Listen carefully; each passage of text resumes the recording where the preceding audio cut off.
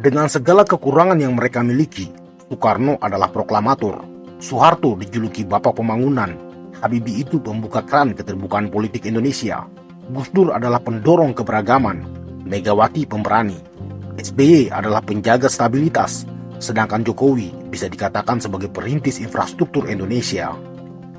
Pertama, dan ini penting untuk jadi disclaimer, bahwa kita tidak bisa menghakimi sejarah dengan perspektif hari ini. Tentu saja, sejarah Indonesia tidak sempurna, banyak pertanyaan yang tidak terjawab, ada banyak darah, ada cerita perjuangan, ada tragedi, tapi ada juga yang mungkin menyenangkan. Jelas, setiap presiden memiliki keunggulannya masing-masing, namun ada juga, dan barangkali semuanya, pasti memiliki minimal satu kebijakan yang tidak tepat sasaran, perlu dikritik, dijadikan pelajaran untuk masa yang akan datang.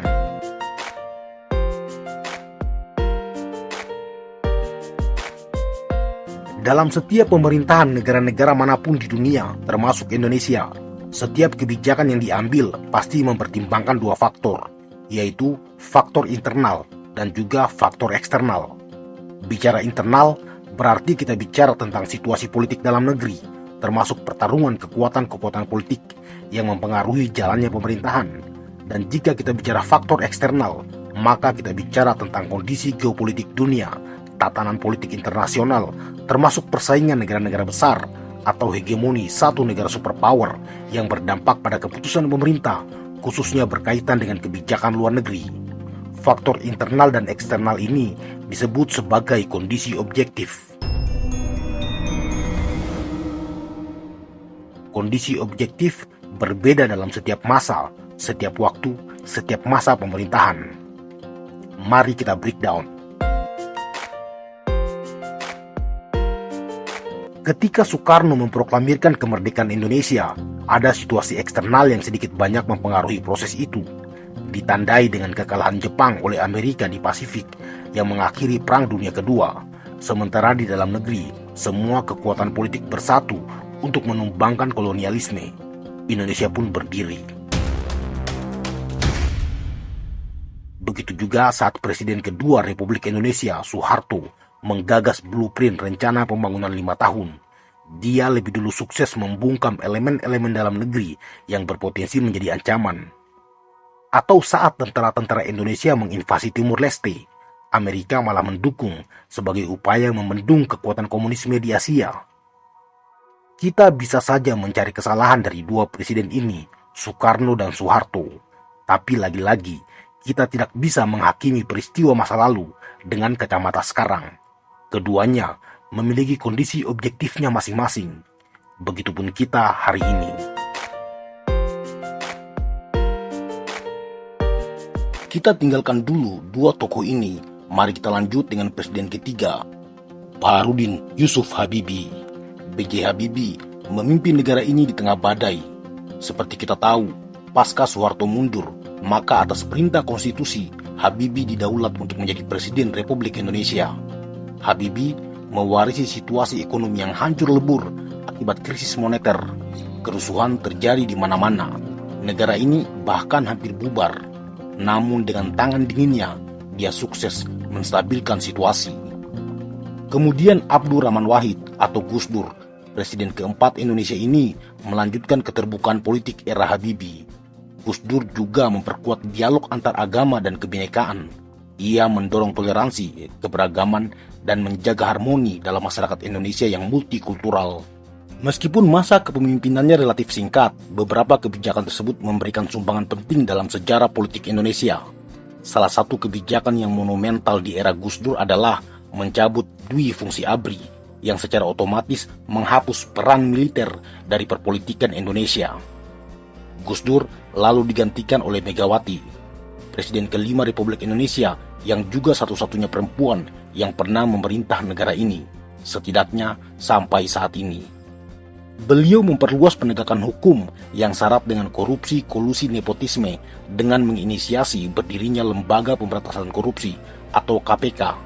Di masanya juga Mahkamah Konstitusi didirikan sebagai tonggak bagi demokrasi Indonesia yang modern. Megawati juga sukses menjalankan perintah konstitusi dengan menyelenggarakan pemilihan presiden langsung pertama kalinya dalam sejarah Indonesia. pemilu 2004 yang dimenangkan oleh Susilo Bambang Yudhoyono atau SBY. Presiden ke-6 SBY memimpin Indonesia selama 10 tahun dan merupakan presiden pertama yang terpilih melalui pemilihan langsung. Beliau sukses menaikkan pertumbuhan ekonomi 6% per tahun. Dia juga mengadakan program-program pro rakyat seperti bantuan langsung tunai, BOS, beasiswa, Jamkesmas, PNPM Mandiri, dan lain-lain. Di masanya juga, perjanjian Helsinki dicapai antara pemerintah Indonesia dan GAM yang mengakhiri konflik panjang di Aceh. SBY mengusung semboyan Million Friends Zero Enemy dalam kebijakan luar negerinya. Meskipun dianggap terlalu hati-hati, namun pemerintahannya sukses menjaga kepentingan Indonesia dalam kancah global. Kemudian Presiden ke-7 Republik Indonesia Joko Widodo atau Jokowi dikenal sebagai presiden yang sangat gencar menggenjot pembangunan infrastruktur dan perbaikan kawasan terluar negara ini. Beliau juga sukses menerbitkan undang-undang pemindahan ibu kota baru di Nusantara Pulau Kalimantan, sebuah terobosan spektakuler meninggalkan paradigma lama yang terlalu Jakarta sentris. Dia juga berhasil mengembalikan penguasaan aset-aset negara yang bertahun-tahun dikuasai asing, seperti Blok Rokan di Sumatera Utara yang dikuasai Chevron sejak Indonesia belum merdeka. Kini wilayah tersebut kembali ke tangan pemerintah dan dikelola oleh BUMN. Jokowi juga mengambil alih kepemilikan saham mayoritas tambang emas Freeport di Papua. Dari tangannya, konektivitas antar pulau diperkuat dengan pembangunan dan pengembangan pelabuhan, jalur kereta api, bandar udara. Begitu pula dengan transportasi massal modern di perkotaan seperti LRT dan MRT. Tapi yang paling penting adalah bagaimana pemerintahannya mampu menjaga stabilitas ekonomi di tengah gejolak dunia, baik oleh perang Rusia-Ukraina, perang dagang Amerika Serikat dan Cina, serta bagaimana dia sanggup menekan resesi ekonomi di tengah gejolak pandemi COVID-19. Itulah daftar Presiden Republik Indonesia dari Soekarno hingga Joko Widodo. Tentu saja, kalian pasti memiliki preferensi masing-masing dalam melihat siapa Presiden Indonesia yang paling kalian sukai atau kalian tidak sukai. Lagi-lagi, kita tidak bisa menghakimi sejarah dengan perspektif hari ini. Ada kondisi-kondisi yang tidak bisa kita samakan. Namun dalam video ini, kami akan memberikan satu nama presiden yang menurut kami salah satu yang terbaik. Bukan karena yang lain tidak bagus, namun karena bagaimana nama ini memimpin Indonesia di masa-masa sulit dan mampu membawa Indonesia keluar dari situasi berbahaya. Dan nama itu adalah Baharudin Yusuf Habibie, Presiden Republik Indonesia ketiga yang jarang mendapat ekspos. Habibie memimpin Indonesia tidak sampai 2 tahun, namun beberapa kebijakannya membawa perubahan signifikan terhadap politik dan ekonomi dalam negeri. Saat krisis moneter melanda, Indonesia merupakan negara yang paling berdampak. Nilai tukar rupiah yang awalnya stabil di angka Rp2.000 merosot sampai Rp17.000, turun drastis hampir 1000%. Uang Indonesia seperti tidak ada harganya. Demonstrasi juga terjadi di mana-mana, bahkan gedung parlemen dikuasai mahasiswa. Kerusuhan rasial yang menghancurkan image Indonesia juga terjadi. Negara ini terancam bubar. Orde Baru pun akhirnya tumbang. Habibie naik sebagai presiden. Mewarisi situasi sulit tersebut, Habibie tidak gentar. Dalam masa 1 tahun 5 bulan masa kepemimpinannya, apa yang dia capai?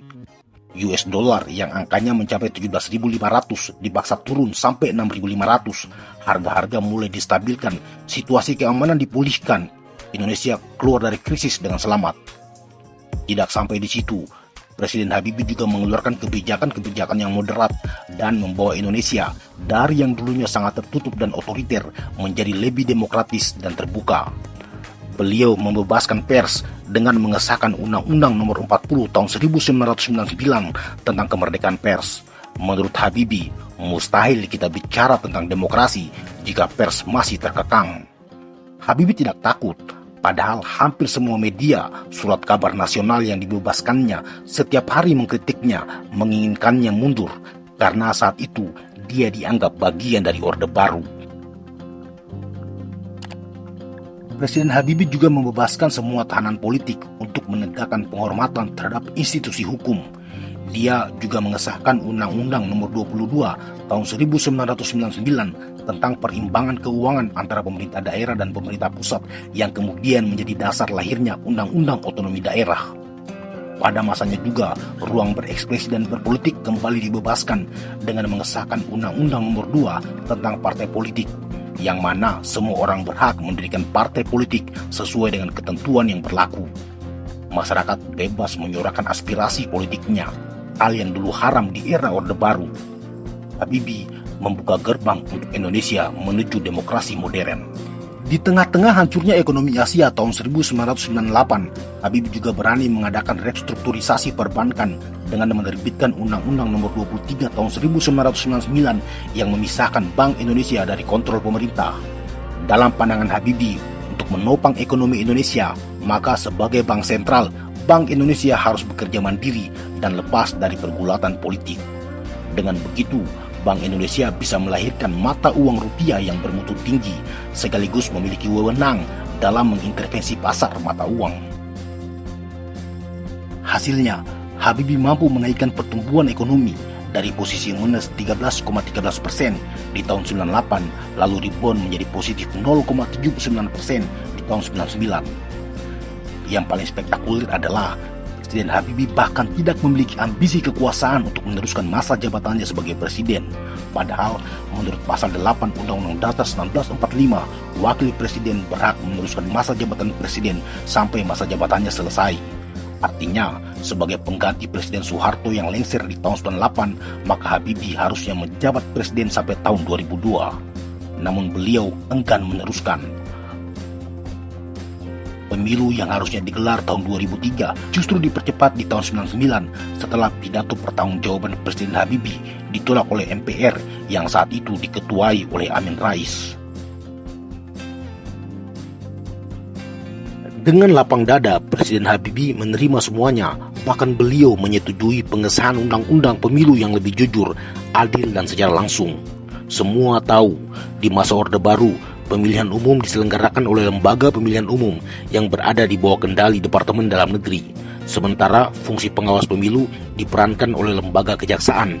Jadi penyelenggaraan pemilu betul-betul di bawah kendali pemerintah, dari pelaksana sampai pengawas pemilu, bukan di bawah lembaga yang independen, pseudo-demokratis yang menopang otoritarianisme. Tapi semua itu tidak lagi berlaku di era Habibie.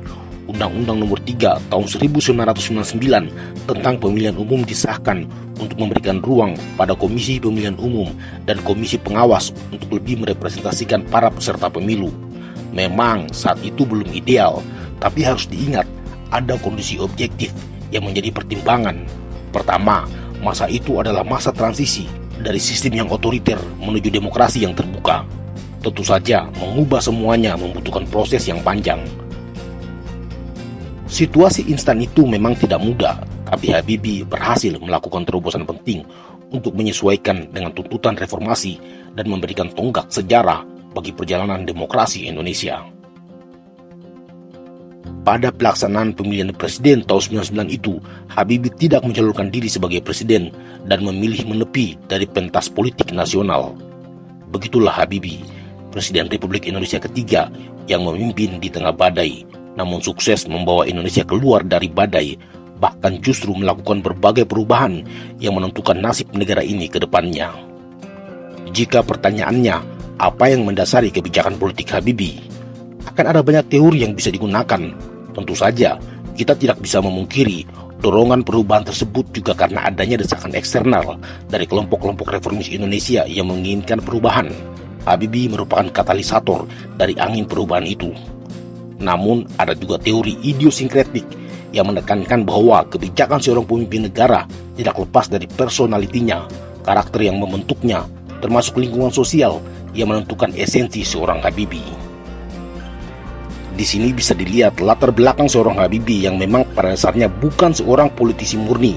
Beliau adalah seorang teknokrat yang tumbuh besar dari keluarga multietnis dengan background agama yang kuat, namun banyak menghabiskan waktu belajarnya di Jerman yang sangat pluralis dan terbuka. Hal-hal itulah yang membentuk pemikiran seorang Habibie. Tak heran jika kebijakan-kebijakan selama menjabat sebagai presiden jauh dari ambisi kekuasaan. Habibie lebih natural dan mencerminkan keinginan yang kuat untuk membawa Indonesia menuju Indonesia yang lebih baik. Jika bukan dia yang menjadi presiden di era transisi Orde Baru ke era reformasi, kondisinya akan berbeda. Bisa lebih baik atau bahkan bisa saja jauh lebih buruk. Yang pasti dalam pengakuannya, Habibie mengatakan 25 tahun berada dalam Orde Baru, dia melihat banyak hal yang tidak pas dan dia juga memprotes banyak hal. Namun semua protesnya diabaikan.